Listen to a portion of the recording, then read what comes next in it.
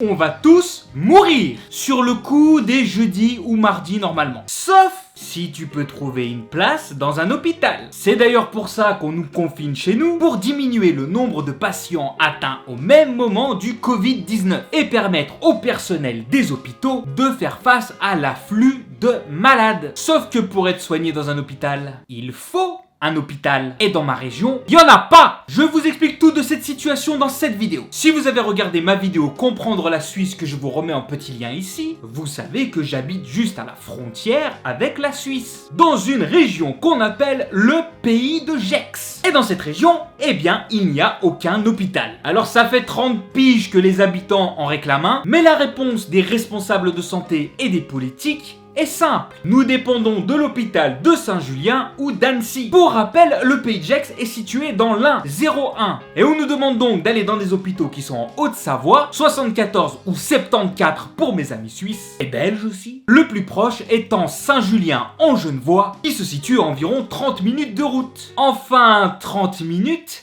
ça, c'est quand tu peux passer par la Suisse via l'autoroute de contournement de Genève. Je te montre la carte, tu vois qu'on doit passer par 2 frontières pour aller au plus court. Et qu'est-ce qui se passe avec le coronavirus ? Eh bien, la France et la Suisse, qu'est-ce qu'elles font pour se protéger ? Elles ferment leurs frontières. Du coup, pour se rendre à l'hôpital le plus proche, il faut faire quoi ? Eh bien, tout le tour par la France, ce qui amène l'hôpital de Saint-Julien à 1 heure de route. Il faut pas faire un infarctus, les mecs. Enfin, 1 heure. 1 heure, ça c'est quand t'as pas la gendarmerie qui contrôle les autorisations de déplacement via les dérogations au confinement. Parce que là, avec les bouchons créés par le contrôle systématique, t'en as pour 1h30, 2 heures. Alors ceux qui connaissent un peu la situation, vous allez me dire oui, mais les douaniers suisses laissent passer les Français en transit. Alors déjà c'est faux, j'ai pu en faire l'expérience moi-même. C'est, comme dirait la caporale chef des douaniers suisses, à la discrétion du douanier. Et je te rappelle que le but de la fermeture des frontières, c'est quoi ? C'est d'isoler les gens pour éviter les contaminations. T'imagines bien que si je suis en train de transporter un mec atteint du Covid-19 en train de crever, le douanier, il va me regarder avec un air désolé, mais il va me dire « y a pas moyen ».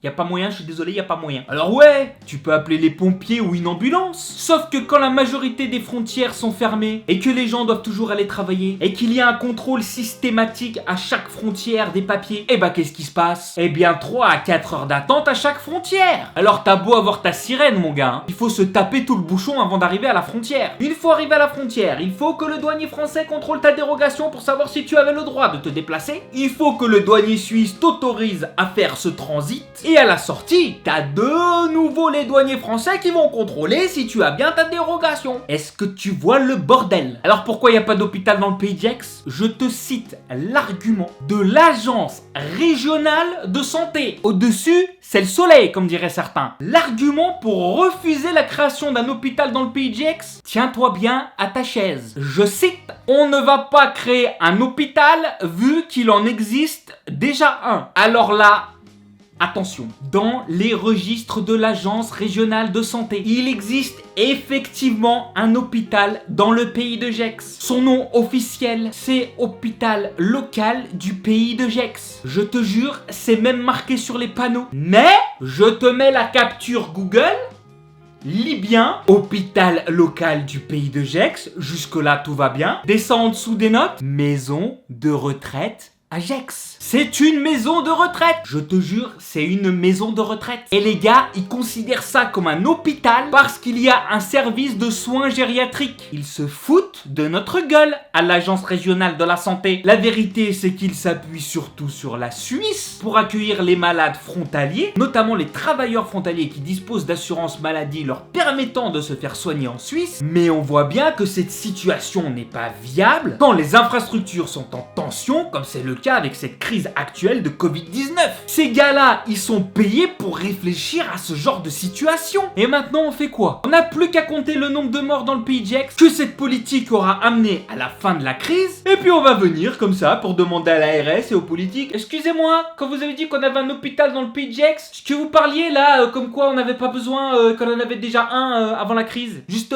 pour bien comprendre. Est-ce que ça vous dirait pas d'aller vous faire enculer ? Non mais ces gars-là, faut les dégager. Et puis on va parler du financement d'un hôpital dans le pays de Gex. Comme l'a dit Macron, nous saurons tirer les conséquences. D'ailleurs, petit aparté, moi j'ai jamais compris cette expression tirer les conséquences. Moi je pensais qu'on tirait des conclusions. Mais tirer des conséquences, ça veut dire quoi? Ça veut dire que, en fait, tu choisis rien du tout. Tu prends les conséquences dans ta gueule de tes décisions. Non, non, faut tirer des conclusions, les mecs. Et avec des conclusions, on prend des décisions. Voilà, c'était une petite vidéo pour vous expliquer la situation dans ma région. Si vous voulez que cette vidéo soit vue pour mettre un peu de pression sur les autorités, n'oubliez pas de vous abonner, de laisser un pouce bleu et de laisser un commentaire en bas de cette vidéo. Dites-moi en commentaire par exemple ce que vous pensez de cette situation. Voilà, restez chez vous. Un énorme merci à tous ceux qui travaillent tous les jours pour résoudre cette crise, que ce soit les gens qui travaillent dans le médical, ou alors la police, le SAMU, les pompiers, ceux qui s'occupent de transporter nos denrées alimentaires, les caissiers, les caissières qui bossent encore. Moi-même, je bosse aussi sur place dans mon entreprise. Mais bon, on a été remercié par le ministre de l'économie. Un peu de classe quand même. Prenez soin de vous et de vos proches, et je vous dis à bientôt pour une prochaine vidéo. Tchuss! Abonne-toi, tu verras, on est bien sur cette chaîne.